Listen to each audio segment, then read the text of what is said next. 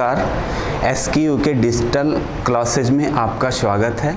मैं doctor RM Dwivedi, अर्थशास्त्र विभागाध्यक्ष, आज आपके सामने एक महत्वपूर्ण विषय में या टॉपिक में चर्चा करने के लिए उपस्थित हूँ। और आज का जो हमारा टॉपिक है वह है राष्ट्रीय आय यानी नेशनल इनकम।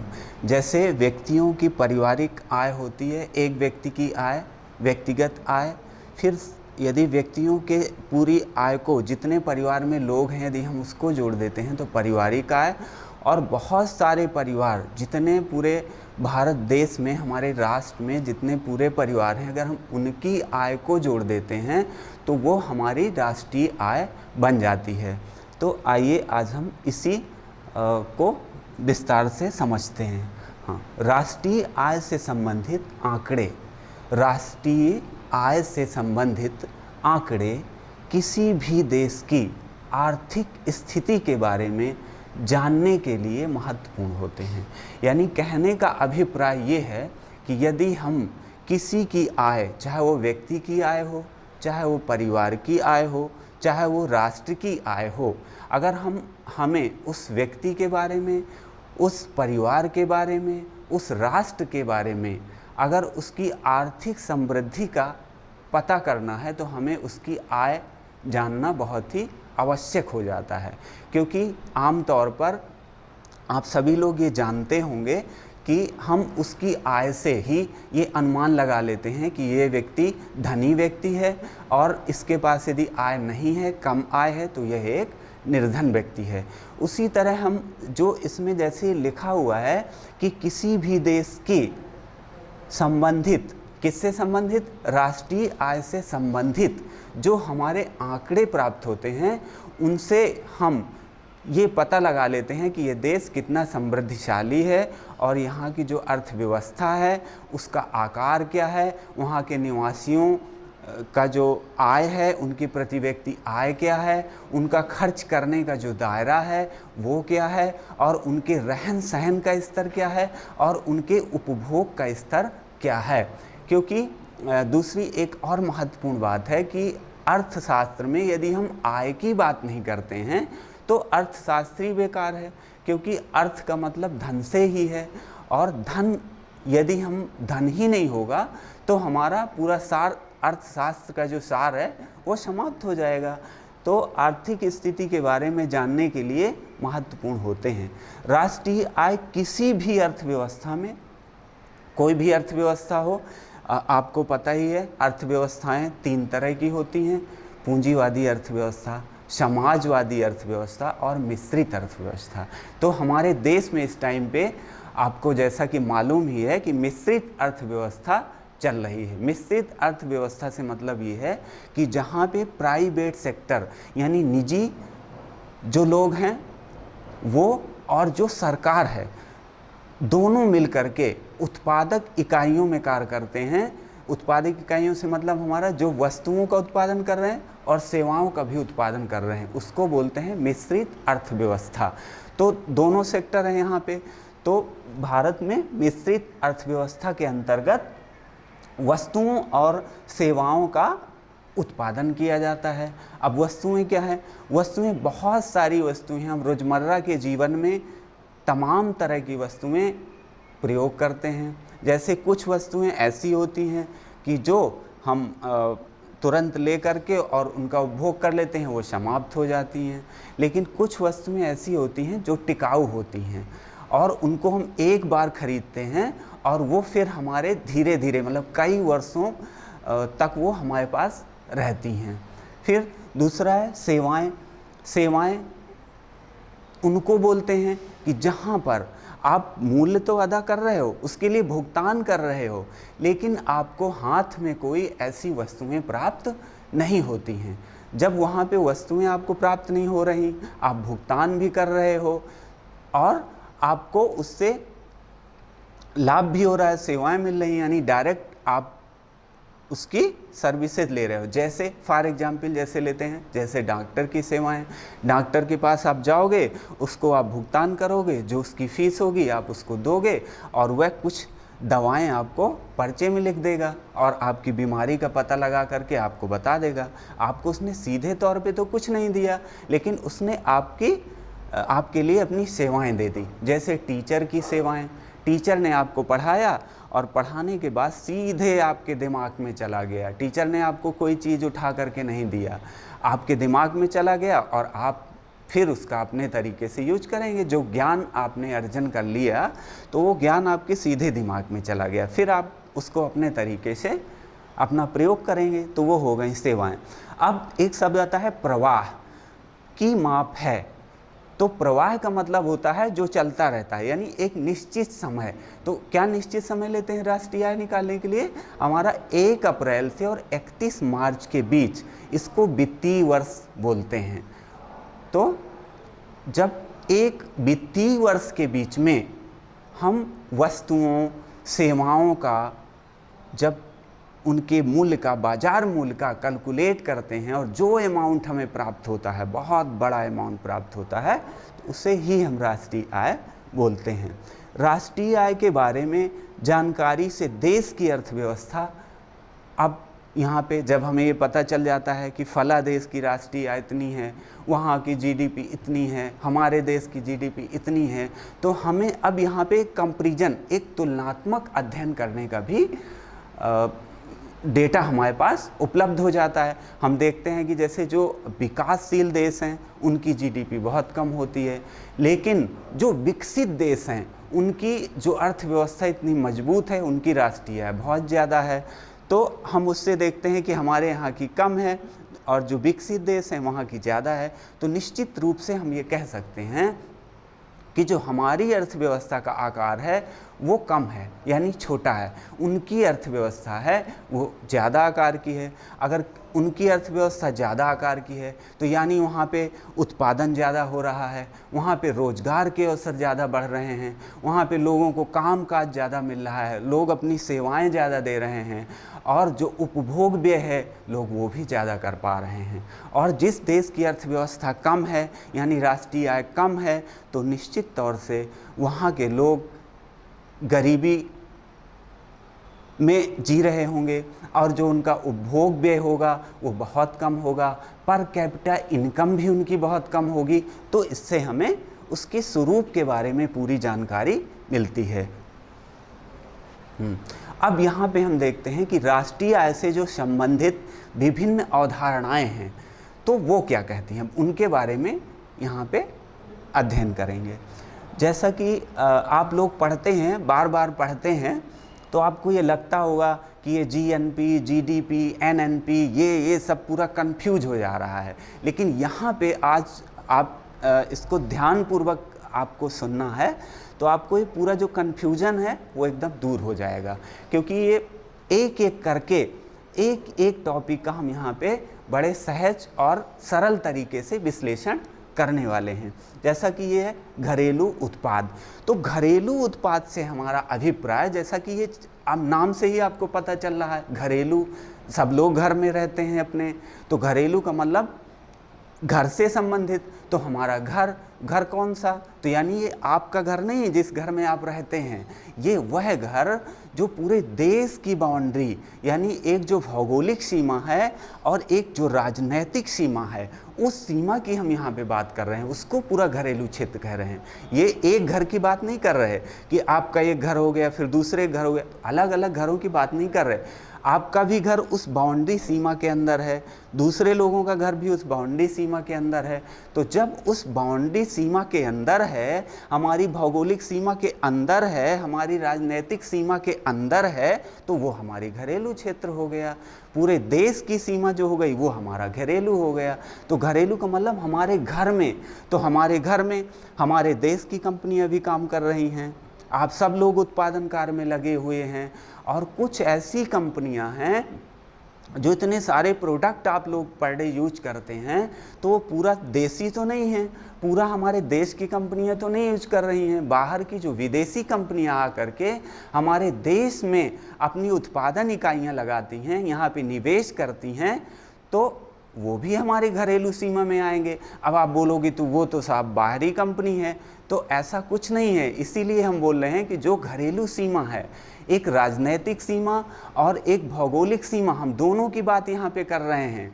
आप ये कंफ्यूज नहीं होना कि हम बोलेंगे भौगोलिक सीमा तो जितनी भारत का नक्शा आपको दिखाई दे रहा है, आप बोलें साहब यहाँ यहाँ यहाँ कंपनी लगी हैं, एक चेन्नई में लगी, एक हैदराबाद में लगी, एक कानपुर में लगी, ऐसे लगी, तो उनकी आय को तो हम कैलकुलेट करेंगे। लेकिन आप बोल रहे हो साहब कि जो दूतावास हैं उनकी आय भी कैलकुलेट होगी। हाँ, तो बिल्कुल ये बात सही है, क्योंकि हमारे जब यहाँ पे एयरलाइंस इंडिया का जहाज़ कोई बाहर सामान लेके जाएगा तो उसको किराया कहाँ आएगा? इंडिया को आएगा। जब इंडिया को आएगा तो हमारे घरेलू क्षेत्र में ही तो सम्मिलित होगा।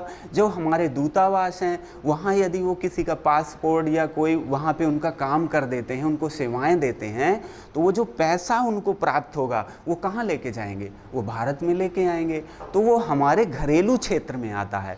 तो घरेलू का मतलब हमारे घर के अंदर, हमारी बाउंड्री के अंदर जो उत्पादन हो रहा है, एक वर्ष में जितना उत्पादन हो रहा है, किसका उत्पादन हो रहा है? वस्तुओं और सेवाओं का उत्पादन हो रहा है। तो उसके मूल्य को हम कैलकुलेट कर लेते हैं कि इतनी सेवाएं, हम पूरे एक साल में इतनी सेवाएं हुई तो उनका बाजार मूल्य ये हुआ, इतनी वस्तुओं का उत्पादन हो गया तो उनका बाजार मूल्य ये हो गया। उनको हम कैलकुलेट कर देंगे। जब उसके योग को कर देंगे तो कहेंगे ये भैया हमारी जीडीपी निकल आई, ये हमारा जो सकल घरेलू उत्पाद है वो हमें प्राप्त हो गया है। अब यहाँ पे देखते हैं कि शुद्ध घरेलू उत्पाद क्या है। शुद्ध घरेलू उत्पाद, यहाँ पे जो हमारे जो मशीनें लगी हुई हैं, जो श्रम लगा हुआ है, उन मशीनों में घिसावट आएगी, वो मशीनें चलेंगी तो उनके जो मूल्य है, उनके मूल्य ह्रास होगा, उसमें अवमूल्यन होगा, उनमें कमी आएगी उनके मूल्य में।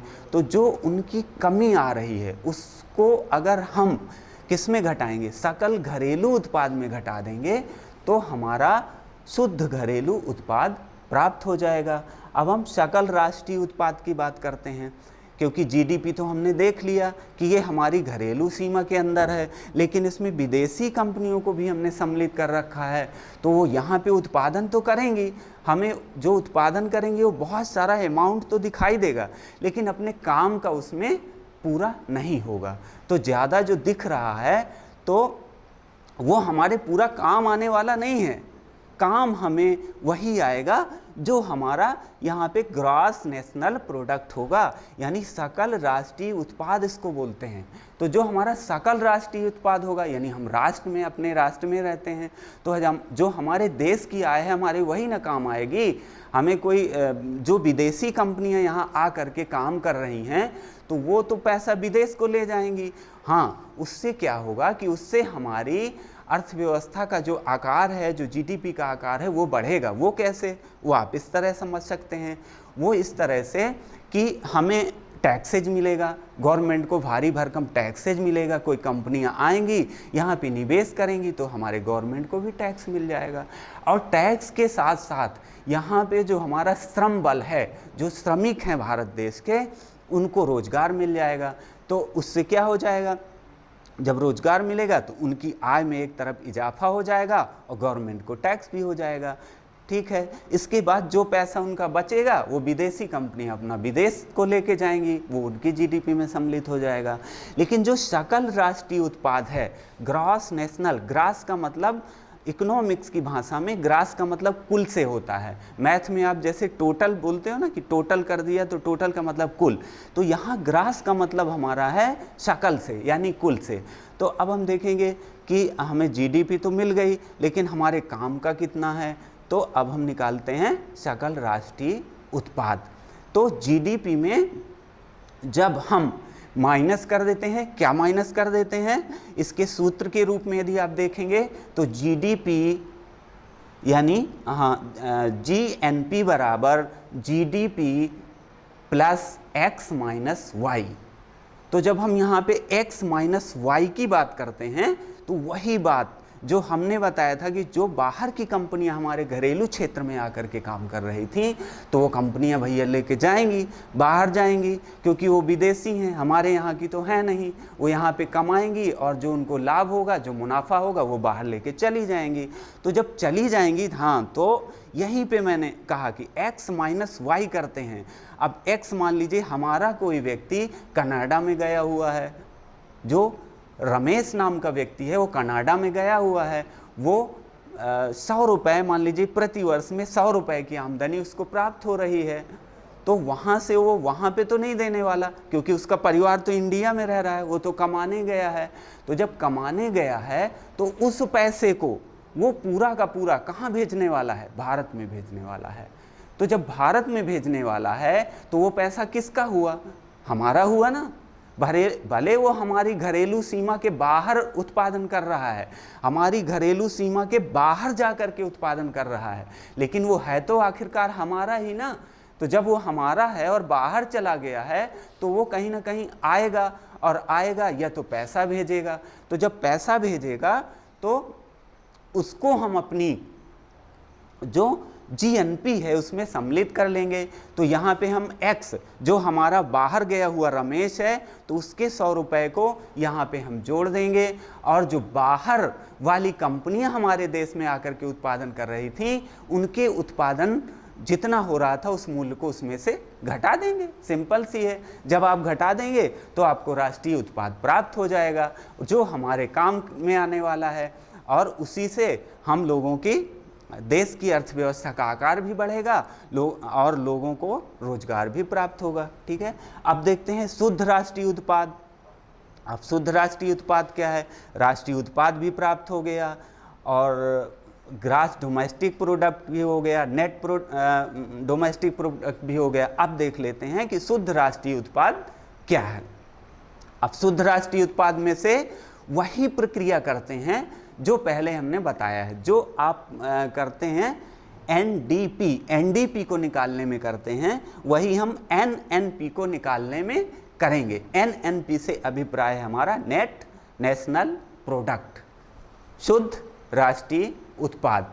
अब यहाँ पे देखेंगे कि हमें राष्ट्रीय उत्पाद तो प्राप्त हो गया है, लेकिन राष्ट्रीय उत्पाद में जो हमारी कंपनियां लगी हुई थी, जो उत्पादन कार्य में लगी हुई थी, जो भारत की भी कंपनियां उत्पादित कर रही थी सामान को, और बाहर की कंपनियां भी कर रही थी, लेकिन दोनों कंपनियों में पूरा का पूरा सामान तो नहीं हमें तैयार होके मिलने वाला है। उत्पादन कर रही हैं तो किसी का कोई टूट जाएगा सामान, किसी का ख़राब हो जाएगा, किसी को उसको फेंकना पड़ेगा, वो आगे यूज के लायक नहीं रहेगा।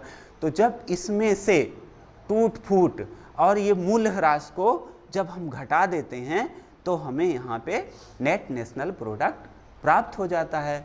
और अब आगे देखते हैं, किसी भी देश की घरेलू सीमा के अंदर, वही यहाँ पे हमने बता दिया, एक वित्तीय वर्ष के सभी निवासी और गैर निवासी उत्पादक इकाइयों द्वारा बाजार मूल्य पर व्यक्त वर्धनों को, वर्धनों से मतलब यहाँ मूल्य से है, तो व्यक्त वर्धनों मूल्यों को जब जोड़ते हैं तो संपूर्ण या अंतिम वस्तुएं व सेवाओं का मूल्य प्राप्त हो जाता है। अब यहाँ पे एक शब्द आ गया नया, अंतिम। अब अंतिम वस्तुओं को यहाँ पे देखते हैं। अंतिम वस्तुएं देखिए वो होती हैं कि जिनका आप उपभोग कर सकते हैं, जिनका आप उपभोग करते हैं, यानी बाजार में आपको जो तैयार कंडीशन में वस्तुएं मिलती हैं उनको अंतिम वस्तुएं बोलते हैं। जैसे आप कोई कंप्यूटर लेने जाते हैं तो उसमें तमाम तरह का प्रोसेसर लगा हुआ है, कई चिपें लगी हुई हैं, जो जोड़ करके कंप्यूटर का आकार उसको दिया गया है।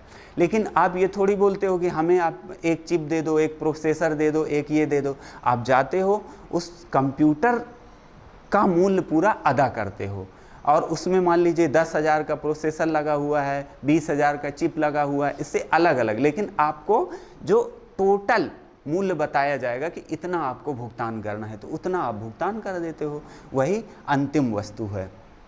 जैसे आप इस तरह समझ सकते हो, कुछ एग्रीकल्चर प्रोडक्ट हैं जैसे गन्ना, तो गन्ने का उत्पादन होता है कृषि में, किसान लोगों के पास खेत में गन्ना का उत्पादन होता है।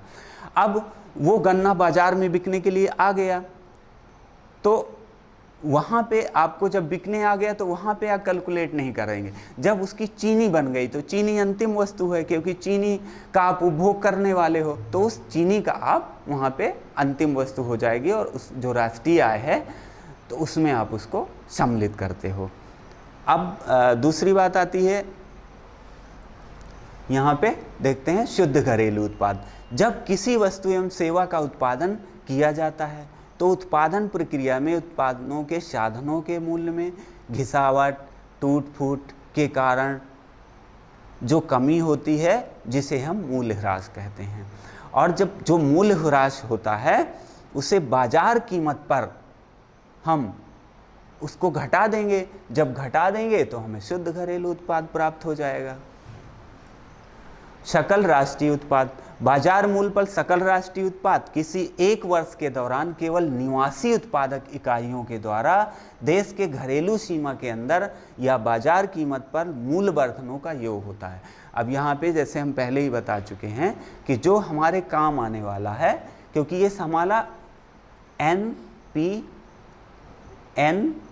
GNP है, यानी ग्रॉस नेशनल प्रोडक्ट है, तो इसमें से जो हमारे काम आने वाला है, जो हमारे राष्ट्र का पैसा है, उसी को हम जोड़ेंगे और उसी में से अपना देखेंगे, और जो उससे जिसमें विदेशों से प्राप्त आय को हम घटाएंगे एवं विदेशियों द्वारा अर्जित आय को घटा देंगे। अब यहाँ पे शुद्ध राष्ट्रीय उत्पाद, बाजार कीमत पर शुद्ध राष्ट्रीय उत्पाद से आशय किसी वित्तीय वर्ष में उस देश के निवासियों द्वारा देश की घरेलू सीमा में एवं देश की सीमा के बाहर निवासियों द्वारा किए गए वस्तुओं एवं सेवाओं के अंतिम मौद्रिक मूल्य से मूल्यह्रास घटा देते हैं। शुद्ध राष्ट्रीय उत्पाद तो वही जो हमारी मशीनें वगैरह लगी हुई हैं उनमें घिसावट आएगा, उनमें कुछ व्यय लगेगा, उनका मेंटेनेंस आएगा, जो ये चार्ज आएगा, तो वो सारा पैसा हम उसमें से घटाने वाले हैं। जब घटा देंगे तो निश्चित रूप से हमें एक जो शुद्ध राष्ट्रीय उत्पाद है वो हमें मिल जाएगा, वो हमारे काम का आएगा। थैंक्स। आज ये टॉपिक पे राष्ट्रीय आय पे ये हमने पूर्ण किया और ये आप लोगों के लिए बहुत ही यूजफुल होने वाला है। धन्यवाद।